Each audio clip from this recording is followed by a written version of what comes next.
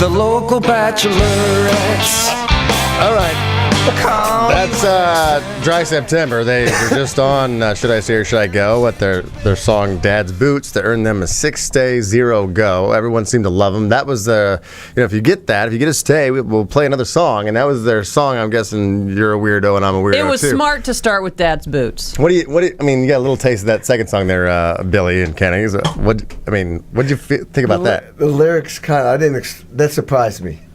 Yeah, it's like I'm a weirdo. I mean, is that the case? It's easier to read Chaucer than to penetrate you. Well, no, it's to listen to Atreyu. I think he said.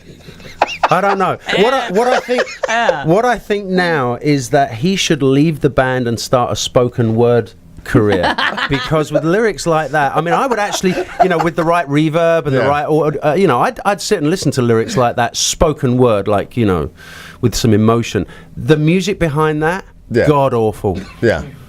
See, here's the thing. It's like, there you go. Bands can I'll have be at the Whiskey on Wednesday. Come find me and talk about it. Really? I mean, bands can have one song, and then that's it. So. Yeah, but the idea is to have one song that sells 3 million copies. Like Chumbawamba, Tub Thumping. Those guys are in a big, beautiful house somewhere. That's the guys in Chumbawamba. They don't care that the rest of the album was pants because they had that kit. Is that the difference between doing music now and doing music before, when you had to have like an album and you sold it and you had to have multiple tracks on it? You were looking to have good songs, whereas now you can just come up with one song and become instantly world and sell 3 million copies of your song. Well, first of all, it's hard to sell 3 million anything anymore. And but no, I mean, I think back then everybody wanted a whole album of hits if you could do it. If you could do it, nobody said, "Nah, we already got a hit. We don't want any more." Yeah, everybody wanted. hits. The album of hits made you like. Well, that means the record's on the air for 2 years. Yeah, exactly. Yeah. But now you get. I guess they start adding YouTube hits and plays of actual music into the charts, Billboard charts. So. Well, and the medium has changed. Now you can release one song that's tied to a movie. So bands actually go in and just record the one song that gets the massive push by the movie studio and the record label. They make the video, that charts. There's no album. So it's much more focused towards the one song. Is it easier now or harder now? Way harder. Way harder now. To do what? I mean, as far as like, you guys, if you guys were starting with the same kind of media, like the social networking and what you're saying, and if you could do that back then when you guys started doing rock music. Back then there was more money. The labels had a lot of money. They had a machinery to market, to pay, to get stuff on radio. They had advertising. They have tour support. They had, when I was in the Mellencamp band, they paid him a whole bunch of money. He paid us to be on salary. We could spend a year making a record. A year. Now people make records on their own. Right. Yeah, but what's better? I mean, to me, when there were $1 million expense accounts, the guys who had the $1 million expense accounts decided what was good and what wasn't, which meant that 99 out of 100 bands never got signed, never got heard, and had no other way of because those guys in suits going, I don't think it's going to sell. And so there was no groundswell. I think people say the music business is dead. No, I think the music business is very much alive. What it means is, no, there isn't going to be Mr. Suit come out and give you $1 million. You shouldn't be making music if you're doing it to earn money. You should be making it to be creative, and if you earn money out of it, great. So with that in mind, the music business is amazing right now. I can spend a whole day trawling bands I've never heard of on all kinds of different mediums, from iTunes through to websites, YouTube. It's amazing. Who do you like right now? Right now, who are you obsessed with? It's difficult because I have some older stuff in my car. I was listening to Audio Slave and stuff like that coming down. I love the new Darkness album. That band, The Darkness from England, you've got a blank look never on heard your of them. face. Never heard of them. I believe in a thing called love. Yeah. you know that song. Great. Do I know that? I know them. I don't realize I know them. He's amazing. The new and also there's a guy from England called Ginger Wildheart. He was in a band called the Wildhearts. That is the most underrated songwriter the world's ever had, and very prolific. I listen to a lot of his stuff. Okay. And you do this also because you have your own radio show, your music radio show that you used to. I will have, yeah. I used to, and I will have again. Yeah, doing it again. You love doing it, right? It was fun. Love doing radio. Now, you guys were talking during the break there about having Kenny on, and you playing women's asses or something like this. What is this bit? Well, I mean, maybe if it all works out, I'm going to have another radio show soon. And we were talking about Kenny coming on and playing world famous drum fills by spanking asses. And I said, I want to hear the Phil Collins fill from Coming in the Air Tonight. Smack, smack, smack, smack, smack, smack, smack, smack. Ow, ow. Right? It's a no-brainer. Could do that Jack and Diane fill I did too, you know? Oh yeah. I heard that you came up with that like in the day you were like they pointed at you and you were like, I got to do this fill now. I had to come up with that. I was fighting for my job. I saw two guys get fired on that record, and it was like that was a song that Make or break. John didn't know what to do with it. We were too young to know how to arrange.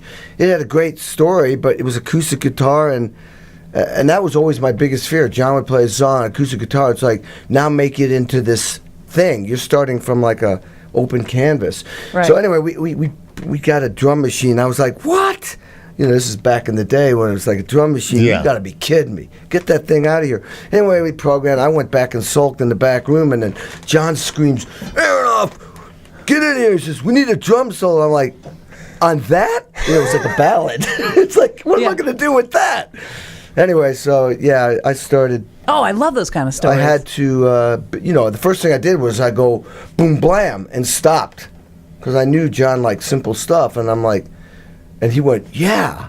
Oh. But that was only the first beat. Yeah, more of that. I like More that. of that. Do many more of those. I won't bore you with the details, but it was, I remember walking back from the control room going, you got 20 feet to save your career. You got 15 feet to save your career, because they didn't like what I had done after that. You got 10 feet, 5 feet. What am I going to do? And I turned around and I was like, I'll try this. Kenny, the title of your book is now A Drum Fill Saved My Life. There you Yeah. go. Come on, you got to write that That's biography. right. I want Right. to read it. Dude, we should hang out more often. I mean, we've already got 2 great ideas in a matter of 20 minutes. Oh, we're going to be And you roll. get some good manicure tips from Oh, him. dude, you can Seriously. tell. He's focused. Yeah, he pulled it up. There it is. This I knew that was coming. We call this the ass. Oh, did you hear that snare sound? Ass sound. Oh, Bam. I mean, that's you know hear the what? ass? It's very rare that a drum fill like turns me on in the way that a guitar sound turns me Right. on. There's very few. That is one of them. Yeah. I know my that- lady parts got They erect. did? So did Yeah. mine. Well, I think I look at that as kind of a musical. It's not just drums; it's a musical idea. All right, you know? enough now. It's just drum. We're hugging. We're hugging. We're hugging. All right. I got some glitter around my face. I know we're having fun, but I do want to bring this up, and it's the Rock Against MS benefit concert that you guys are going to be attending and helping out with, the Whiskey A Go Go, on Wednesday, March 27th. It's hosted by Bob Coburn and Gary Moore from 95.5 KLOS, and a lot of people will be there, featuring Marky Ramone, Glenn Hughes, Lemmy, John Five, Blasco, Billy Morrison, who's sitting here, Steven Adler, Jack Russell, who's been on the show several times, and also Kenny Aronoff, who's sitting here as well. As far as like when you were approached to do this, I mean, were you just like, okay, let's just do this MS benefit because you've had a relationship with Nancy? Hello, Nancy. Nancy's here. Hello, Nance. Yeah, I mean, she asked, and I thought it was a great idea for many, many reasons. You know, the cause, and also mostly the cause. But then, I said yes before I even knew who else was doing it, and then they, started building this whole thing, and. Yeah, the guys at Glenn Hughes and John Five last week when they were in, they were like, we would probably go to this show even if we weren't involved in it. It's like a lot of really great people going to be playing, and you get to see them up close and personal. I mean, it's a hell of a lineup, and Billy Morrison, you started the band Camp Freddy, which has basically a mega band, and so this is like. What's really nice for me, Camp Freddy was something that I created 12 years ago now, and we've been going strong for 12 years, and it's basically the ultimate all-star covers band. Yeah. Just have fun. And what people don't realise is just how much work it takes to make it look like it's not prepared and we're all having fun. Mm-hmm. So it's really nice to be involved in some all-star jam as a guest.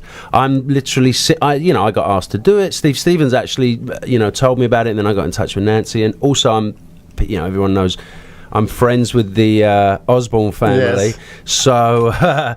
Jack's been diagnosed with MS. I was like, absolutely, let's do this gig. And then I just sit around with my feet up watching these emails fly around going, oh my God, we need a bass player for this song and we need a this for that. And I'm like, yeah, I know your pain, but I'm going to be there. No, I'm involved. So you just get to have fun. Yeah, I'm helping and doing what I can, but it's nice to be involved without the stress. Right, you just get to do what you do. Yeah. And that's going to be Wednesday, March 27th. Now, you can get your tickets at ticketfly.com. $35 general admission now before the day. It's $40 at the door. But this thing's going to be sold out. It's the Whiskey A Go-Go. That place is legendary in and of itself. Mm-hmm. And to be there and see all these guys in one room having a jam session for a great cause is something else. For $100, it's a meet and greet. With the general ticket, and $150 it's a VIP pass and meet and greet. There's limited 50 tickets for that VIP pass and stuff like that. Now the meet and greet, do we get to feel Billy's hair? Oh, you'll cut yourself if you start. I know. I've been looking at him like, I wonder what that feels like. Man, I gotta go home and for the last hour, I've been going, I wonder what it feels like. Heidi, you can find out what it feels like, darling. All right. What I can tell you is there is a flyer floating around on the web that tells you everyone that's playing. I can tell you there will be a couple of people that are not on that flyer that you should really be in the venue that night. Oh, surprise. I love surprises. That's all I'm saying. All right. I mean, the lineup in itself, you should be there, but knowing there's some surprises coming in, it's going to be a hell of a night. And it's Wednesday, March 27th. Go get your tickets at ticketfly.com. Now, what's your Twitter handles? I mean, do you have Twitter? Do you have the Facebooks? Billy? They've been tweeting during the whole show. Simple. At Billy Morrison. At Billy Morrison? It wasn't taken. Usually they're taken. I'm Aronoff official. Someone stole my Twitter. That's what happened. Someone stole my Twitter. Just for I don't know what, so I had to send my passport picture in to get it back and told them, listen, you mofo, don't steal my name. I know, a dentist somewhere has Frank's. I don't think he stole my name. It just happened to be Frank Kramer. Yeah, no, this person was like, then they started posting stuff. I'm actually at Kenny Aronoff on there as well. See, the stuff that was posting sounds like you. Thank you, guys. You were saying I got a small nose. That was just a little sample of the Heidi and Frank Show on 95.5 KLOS. To get more samples like this and hear all the fun we have, you can do that at 955KLOS.com. Now, to get the show in its entirety on demand, and if you want to watch the show, we webcast it every day, all you have to do is go to HeidiandFrank.com and become a premium package member. Do it right now.